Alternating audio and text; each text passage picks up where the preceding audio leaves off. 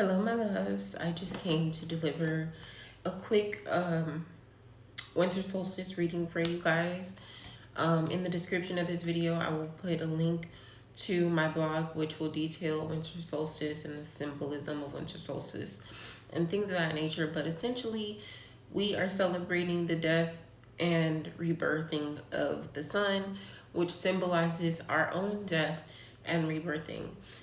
We are also preparing to go deeper into the darkness of winter before we come out into the light of spring. And so there's this kind of balancing, cleansing, um, observing effect that should be coming over you, or you'll feel, especially since we have the new moon in Capricorn coming up in the next couple of days. Right after this is a great time for manifestation, for reprioritization, for writing out your intentions and things of that nature. Okay, the astrology is good for it. At the end of the month, we're already in pure retrograde shadow, but at the end of the month, Mercury is going into retrograde. So I would encourage you guys to take really close advantage of like the next 6 days where we have all of this direct energy. We have this Capricorn energy coming through and activating, the discipline, the work ethic, the dominion within us, and bringing the vision that we got during the Sagittarius season down to the surface so we can start figuring out and strategizing how we're going to take action on it. Because you guys have to remember, yes, technically we are coming to the end of the year, as far as the calendar year, but the real new year doesn't really start until spring equinox. Aries is the first sign of the zodiac. That is not by chance, that is by design. Okay, so when you take into consideration that Aries is the first sign of the zodiac, and typically we'll see spring equinox happen during Aries season, that is the beginning of the year. Okay, January is still in the depths of the darkness. It does offer us a new opportunity, but it's more of an incubation period. We're still in the womb. We're still in the womb at Capricorn season. We're doing the last of the work that we need to grow before we're going to come out of there, right? And then in Aquarius season, we begin to connect and open up a little bit, and then we hit the ground running. After we've done the karmic cleansing and release of Pisces season, we regained our compassion. We have, ironed out the kinks in our vision. And then we go into Aries season and we're ready to hit the ground running. So this is your foundation for that. And you really want to use this time, not just today, not just during winter solstice, but every year during winter, specifically around like Christmas time. I would say really like after Halloween going into Thanksgiving, you really need to be thinking about like, okay, I've been celebrating, I've been, reaping the benefits of the harvest that I've gained thus far this year. So what new foundation am I laying? What is going to be incubated as we go deeper into the darkness? What am I nurturing? What am I releasing? What am I bringing out with me? Just some things that you want to consider. In the blog, I put a road opening meditation that I would recommend y'all do. It is very grounding and road opening. If you didn't watch the sunrise today, I would recommend that you go out and watch the sunset and just do some quick salutations to the sun yoga, just to honor that energy of sun and light, and kind of welcome in this solstice with love, because as above, so below. So whatever is going on with the sky, the planets, the celestial bodies, the heavens, right, is going on with us. Okay, it just is what it is. All right, enough chitter chatter. Let's go ahead and get through this spread. We've got 6 questions. So I'm going to pull out the cards for each of these questions and a couple of oracles. And then we're going to wrap this up. I don't want to make this video too long.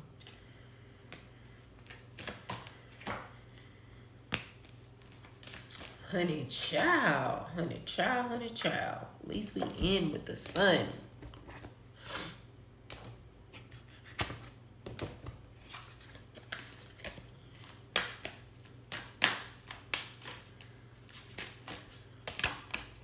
Okay. Boom, bam. Boom. Bam. Boom. Bam.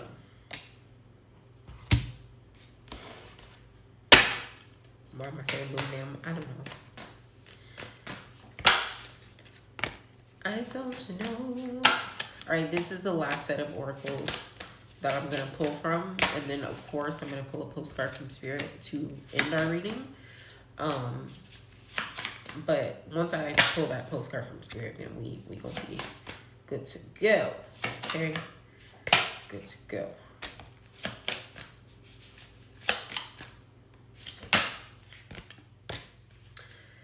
Oh my gosh, I love it. I love it, I love it, I love it, I love it. Love the end of this and how it came out. Okay. What is oh, good Lord. Okay, let's try that one more time.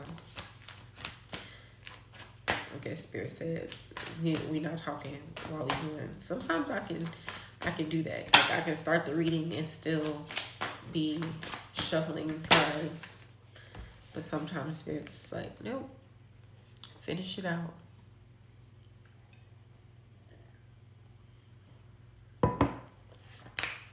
All right, let's get into it. Y'all, I don't know why I'm having all these weird mannerisms right now. Don't mind me. Anyway, let's get into it. So what is hiding in the darkness of your subconscious, or what is hiding in the darkness or your subconscious that you need to explore? We got the Three of Swords, we got sacrifices, and we got balance, okay? I haven't been doing a good job of showing you all the cards, and that's because, to be honest, I really don't read totally by my cards anymore. I just read a lot by my intuition, which I've always done, but the cards are more for people to make it make sense. And I'm like, it's either going to hit, it makes sense, or it's not going to make sense, whether I show you the cards or not. Anyway, so we got Three of Swords, we got sacrifices, we got balance, right? What does that mean? How do we bring that together? Well, first of all, the thing that's hiding in the darkness or in your subconscious is feelings of hurt, feelings of betrayal, grief, a lack of trust, a fear of vulnerability, a feeling like you can't really build the type of community that you need, a feeling like you can't really manifest the type of love that you want, a feeling like every time you give somebody an inch, they're going to take a mile from you, and it's always going to be somebody stabbing you in the back because you're stabbing yourself in the back and you haven't admitted to yourself how you hurt you, right? And so because of that, you're constantly in defense mode. You're constantly in shut down, run away, or cut off mode. You're constantly in, I'm going to keep it very surface because I don't want to get my feelings hurt mode. And you can't bridge the balance that you're looking for within your relationships like that. And you keep saying, well, I've made these certain sacrifices in order to facilitate these relationships, in order to make them work and grow. And those sacrifices haven't benefited me at all. They've just been benefiting everybody else. But the thing is, that's why it's not working, because you got to make the sacrifices for you. You got to make the sacrifices for you. So that might mean I can't be cool with these types of people. I'm going to have to start trying to meet these types of people so that I can get some balance between isolating myself and being social. That might look like, you know, I usually go for this type of guy or girl, and now I need to start going for this type of guy or girl because it's more conducive to what I'm looking for in terms of being equally yoked with my partner in a relationship. You know, maybe it looks like I'm not going to just sit in front of Netflix for 20 hours and binge watch multiple shows on end until I fall asleep or until I decide I'm going to get up and eat again. I'm going to sacrifice some of my alone time to actually go out and meet people. I'm going to sacrifice the part of my ego that says everybody ain't shit and you'll never get the type of love you want. You'll never have the type of friends you want, and all you're good for is being hurt, because that's all you do is hurt people. Okay? You need to rectify and bring balance to that. That's what's hiding in the darkness. It's you being afraid of everybody else because you have not faced yourself. You know, everybody wants to talk about how the Three of Swords usually represents heartbreak or somebody's cheating on you and all the things. And yeah, it does when you're doing the relationship reading. This ain't no relationship reading. This is a reading about self. So when this is coming up and this is about you, it says, yeah, you were in some relationships that hurt you, but you put yourself in some of those situations. And you've stabbed yourself into the back multiple times over. And now here you are with your sword still out, because you feel you're just waiting for the next back to stab, because you feel like you're constantly getting stabbed in the back, and it's just a constant cycle. Gotta let that shit go. Let it go, let it go, let it go. Okay? Gotta let it go. I'm gonna give you guys the affirmation for balance in here, as well as the contemplations that come along with that. So it says, I recognize polarity to find my own center. I dance between possibilities and find myself in my own harmonious equilibrium. The contemplations are, if I could live in perfect balance, what would need to shift? Am I allowing external pressures to throw me off balance? And what is my heart asking for that I might be avoiding? Okay. There is a ritual, which is basically just to stand in tree pose and observe where you feel excess or too much of something, while you continue to balance in tree pose. And ask your body what it wants or needs to bring more balance. Journal it down, okay? So try that out as a ritual. Next question. What will give me strength as I face my shadow self? What will give me strength as I face my shadow self? You have the Six of Swords. Y'all see them? Don't they look like a happy little family all working together, putting their swords in the middle? Mm-hmm. You need community. You need collaboration. You need generosity. You need new perception and an open mind, okay? You need to adapt, or you need to be adaptable is a better word, okay? Identity, okay? You need to know who you are and what you stand for, not necessarily based on what you've been through or how you've been taught, but based on who you're becoming and who you feel you are now. Okay? And you need to flow, surrender, and lean into the tide. Okay? Surrender, flow is a strength. Gonna lean into the tide, and it's gonna carry you so you don't have to work as hard riding the waves of that water.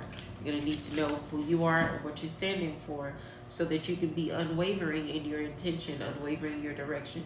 Every time you stop, you have to start over. And that sounds so cliche, but I don't think y'all realize the impact of that. Every day you get to wake up and decide who you want to be. And every time you stop being that person, even if it's just for a moment, you have to start over and build that person up all over again. Because now you've created too much doubt.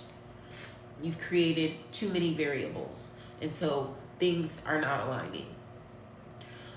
And it creates a negative cycle. So you gotta know who you are, stand on your dominion, stand on your discipline, stand on your morals, stand on your values, okay? That's another thing that's going to give you strength. And then, like I said, community, collaboration, open perspective, open mind. What must you work to release during this season of rest. Self-imposed restrictions and limitations. And over-analyzing shit. Being in your head and not in your body, not taking action. Okay? That's exactly what you need to release. You got the Eight of Swords, baby. The Eight of Swords. Look at him. Look at these swords. He done fucked up half the damn swords, putting the knife into the wall. All the while, he not even realizing how he got this message right here waiting on him. How he could even use this as a lever, or the birds may help him to get around the wall. He's just stuck. He's stuck in one track of mind because he thinks that's the only option. That's all he has to do. That's the same thing that this message is bringing up here. Okay? It's very much, we need to release self-imposed restrictions and limitations. We need to stop overthinking things and thinking that everything needs to be perfect, and allowing ourselves to be bogged down by all of this judgment, all this doubt, all of this fear, and just putting ourselves into a box. We need to get out of the box, release the box, release the self-imposed limitations, release the fear, release the judgment. Okay? What aspect of your life most requires hibernation? Your heart.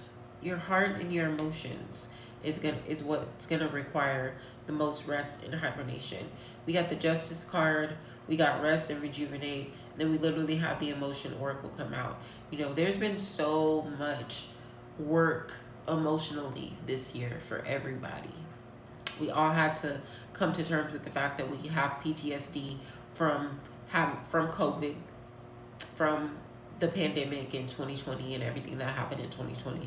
Not to mention the trauma that was brought back up towards the end of the Trump administration for us people of color, and how now the trauma is being basically fetishized because everybody is compiling on top of that, on top of the personal things that we have going on.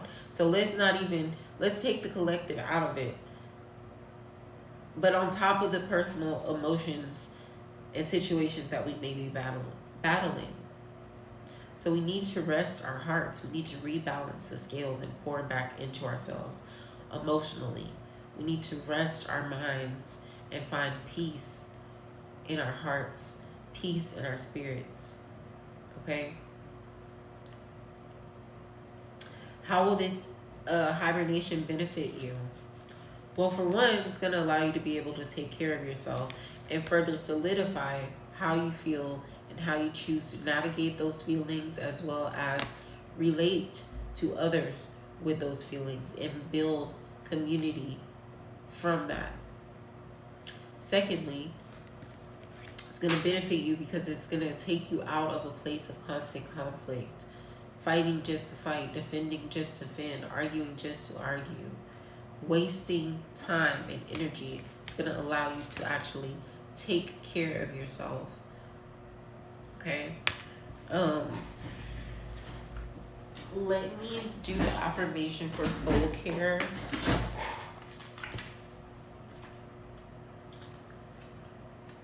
It says, I value and nurture my innermost layers. I make time to care for my soul. The contemplations are, how connected am I to my soul self on a regular basis? How does my soul self inform how I walk through my life? What does my soul need most right now?